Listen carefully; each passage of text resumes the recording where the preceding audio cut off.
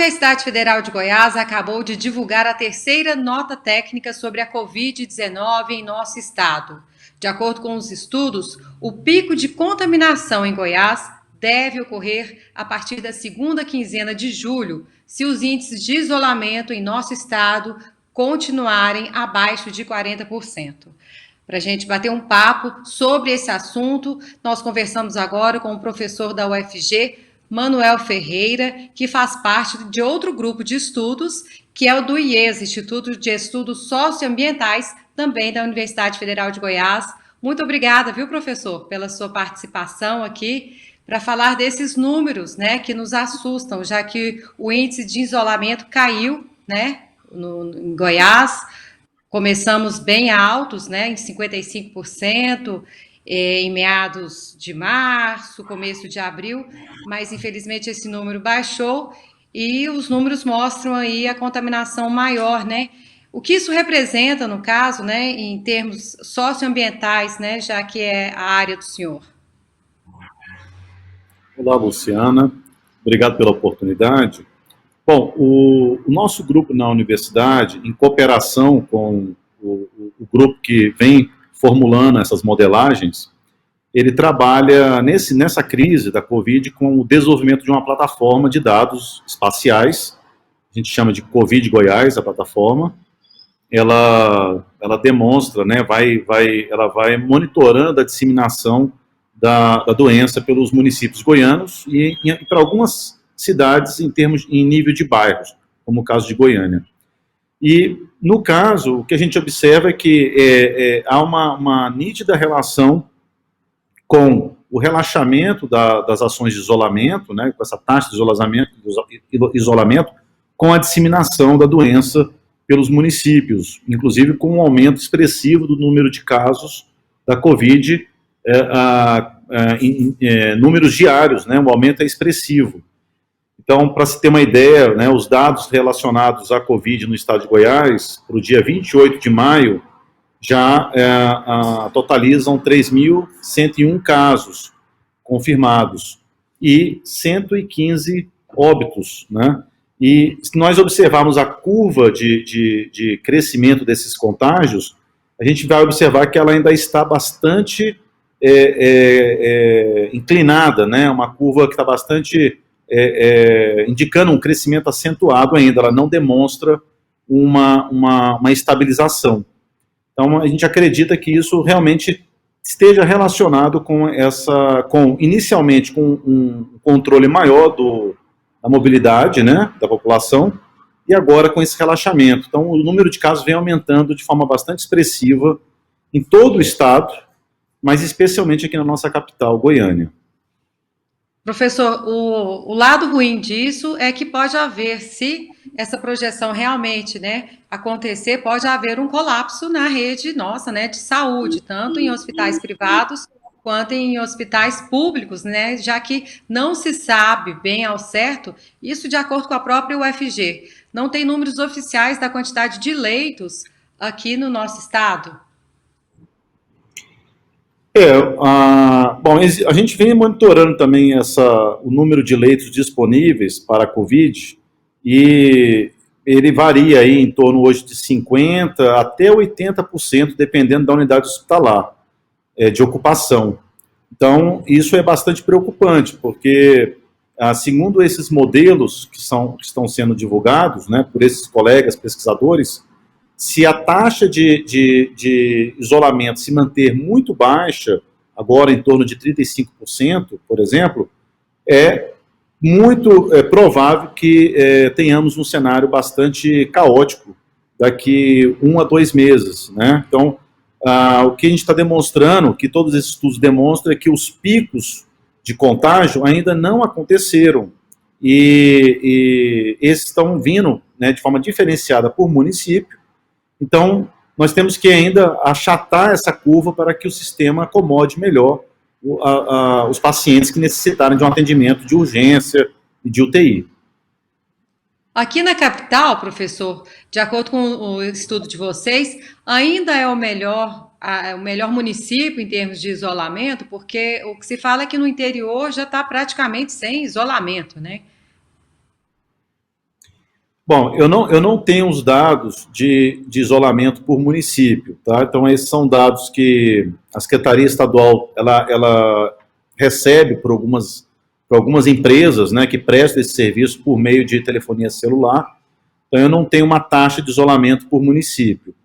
Mas, quando esses dados são divulgados, eles demonstram também que esse isolamento ele não tem sido elevado nos demais municípios.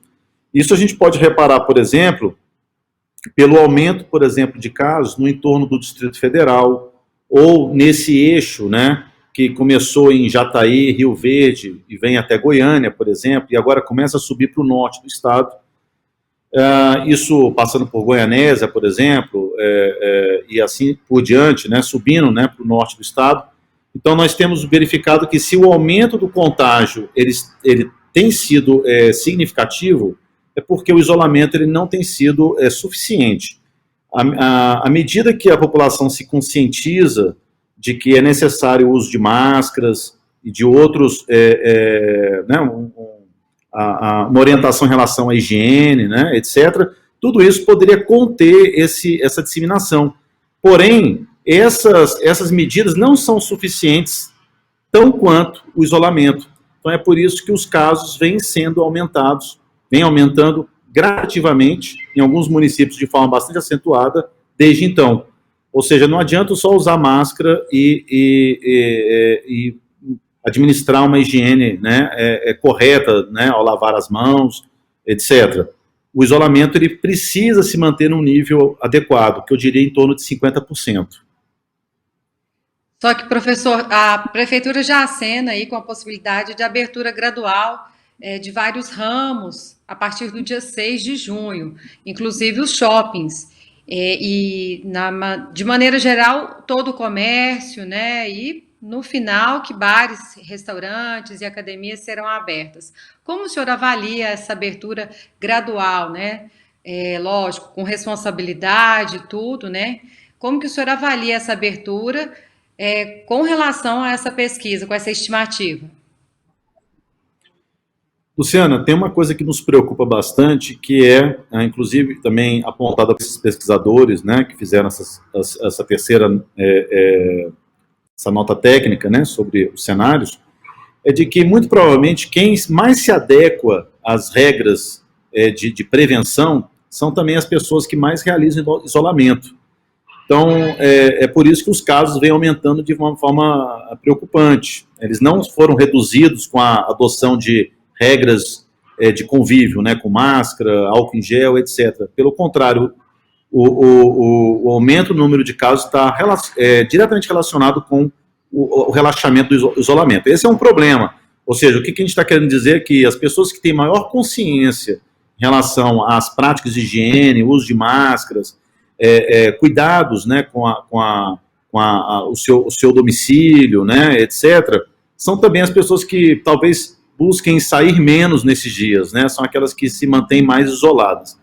Por esse motivo, é preocupante. Por exemplo, a gente vê em Goiânia, falar de Goiânia, que é a nossa capital e a principal cidade da região metropolitana, você vê o número de casos aumentando de forma bastante acentuada em bairros com maior adensamento populacional e com grande quantidade de comércios.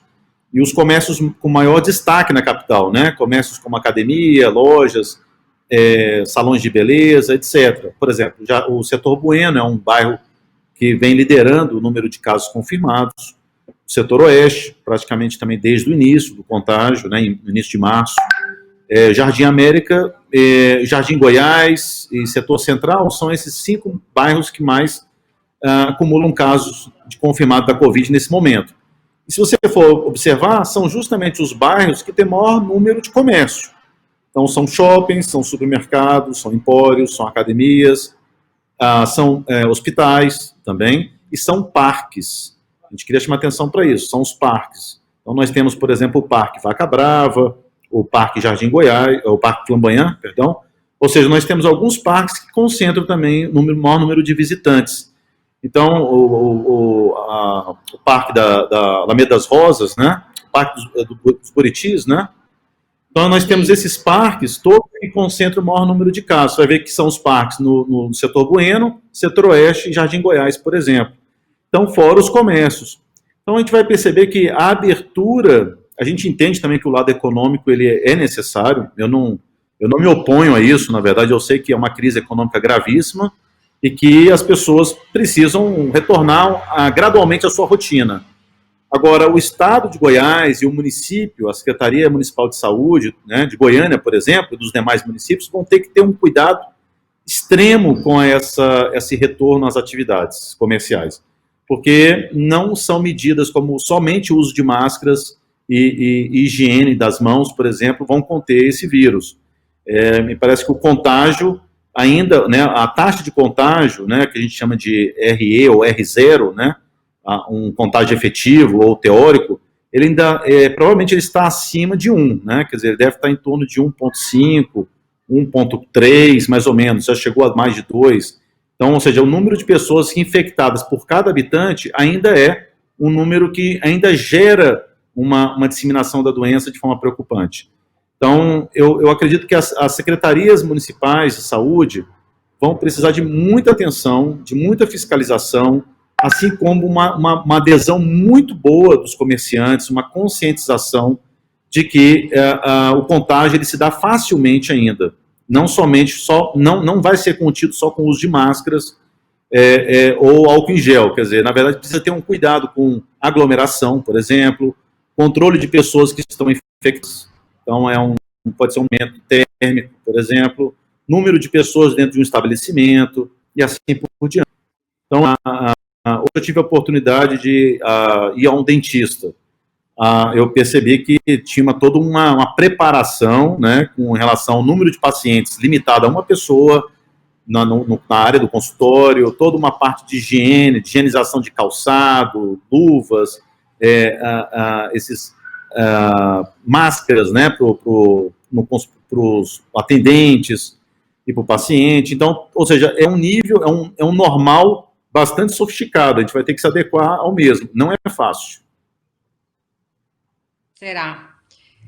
Professor, a gente fica torcendo para que essa estimativa não aconteça, né? Porque não é nada boa essa projeção, né? Ela chega a quase 6 mil mortes aí no final de julho, né?